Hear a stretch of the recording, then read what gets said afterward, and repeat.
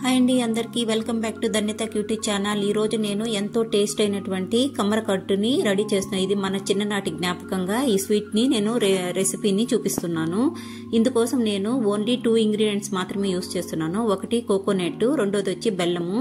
First మనము coconut ని చిన్న చిన్న ముక్కలు కట్ చేసుకుని ఒక మిక్సీ జార్లో వేసుకొని కోకోనట్ పౌడర్ లాగా రెడీ చేసుకోవాలి. లేదంటే కోకోనట్ ని మనం తురుముకొని కూడా వేసుకోవచ్చు.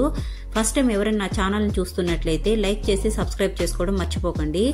ఇప్పుడు స్టవ్ పైన ఒక పాన్ పెట్టుకొని అందులోకి మనం కొద్దిగా గీని వేసుకొని గీ హీట్ అయిన తర్వాత అందులోకి మనం ఆల్రెడీ మిక్సీ పట్టుకున్నటువంటి కోకోనట్ పౌడర్ని వేసుకొని కొద్దిసేపు మనం దాన్ని ఫ్రై చేసుకోవాలి.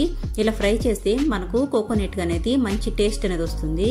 ఇప్పుడు స్టవ్ పైన మరొక పాన్ పెట్టుకొని 1 కప్ ఆఫ్ బెల్లంని వేసుకొని దాంట్లో కొద్దిగా వాటర్ వేసి బెల్లాన్ని కలుపుతూ ఉంటే బెల్లం మనకు ఆల్మోస్ట్ అది కరిగిపోతుంది. ఇప్పుడు చూడండి, నాకు బెల్లం అనేది నీట్ గా కరిగిపోయింది. ఇప్పుడు మనం స్టవ్ పైన మరొక పాన్ పెట్టుకొని అందులోకి ఈ బెల్లం వాటర్ ని తీసుకొని ఫిల్టర్ చేసుకోవాలి. ఇలా ఫిల్టర్ చేస్తే బెల్లంలో ఉండే డస్ట్ పార్టికల్స్ అన్ని కూడా వెళ్ళిపోతాయి.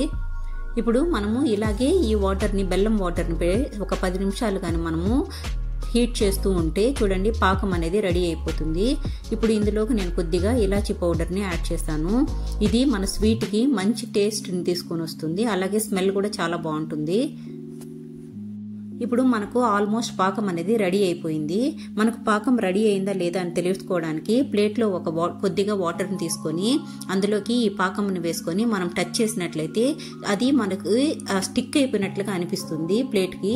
అలాంటప్పుడు మన పాకం అనేది రెడీ అయిపోయినట్టు.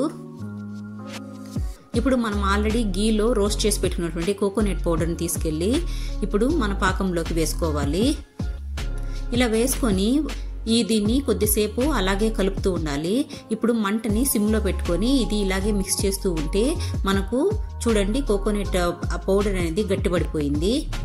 ఇప్పుడు మనము మరొక ప్లేట్ తీసుకొని అందులో కొద్దిగా గీ వేసి ఇప్పుడు ఈ మిశ్రమాన్ని మొత్తాన్ని తీసుకెళ్లి ఆ ప్లేట్లో వేసుకోవాలి. ఇప్పుడు ఇది చాలా హాట్గా ఉంటుంది కాబట్టి మనం దీన్ని లడ్డూల్లాగా రెడీ చేసుకోలేము. ఒక 10 నిమిషాలు చల్లారనివ్వాలి. ఇప్పుడు ఆల్మోస్ట్ ఇది చల్లారిపోయింది. ఇప్పుడు మనము ఈ మిశ్రమాన్ని తీసుకొని చిన్న చిన్న లడ్డూల్లాగా రెడీ చేసుకోవాలి. ఇది చాలా టేస్టీగా ఉంటుంది. అంతేకాకుండా పిల్లలకి మంచి ప్రోటీన్ ఫుడ్ కూడా. కోకోనట్లో మంచి మనకు ఫైబర్ అనేది లభిస్తుంది. కాబట్టి పిల్లలకి నేను ఎప్పుడు చేసి ఇచ్చేటటువంటి స్వీట్ రెసిపీ ఇది. చాలా టేస్టీగా ఉంది. మీరు కూడా ట్రై చేయండి. ఎలా ఉందో టేస్ట్ చేసి మళ్ళీ మీరు కూడా చెప్పండి. అలాగే నా ఛానల్ని మీరు ఫస్ట్ టైం చూస్తున్నట్లయితే లైక్ చేసి షేర్ చేసి సబ్స్క్రైబ్ చేసుకోండి. అలాగే థ్యాంక్స్ ఫర్ వాచింగ్.